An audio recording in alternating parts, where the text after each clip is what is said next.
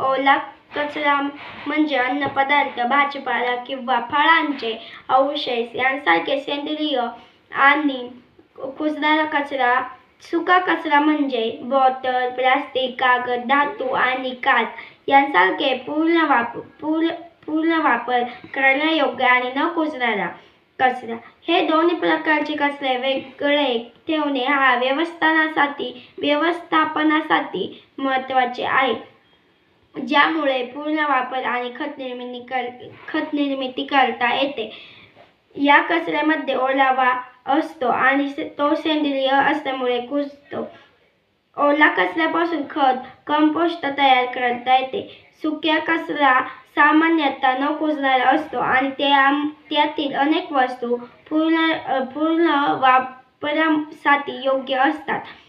या कचऱ्याचे वर्गीकरण करून पूर्ण वापर करता येतो.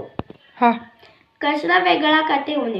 कचरा व्यवस्थापन आणि पुन्हा वापर प्रभावीपणे करण्यासाठी, जमिनीवरचा भार कमी करण्यासाठी आणि प्रदूषण रोखण्यासाठी, कंपोस्ट खत निर्मितीसाठी, ओल्या कचऱ्याचा वापर करण्यासाठी, पुनर्वापर करता येणाऱ्या वस्तूंचा योग्य वापर करण्यासाठी.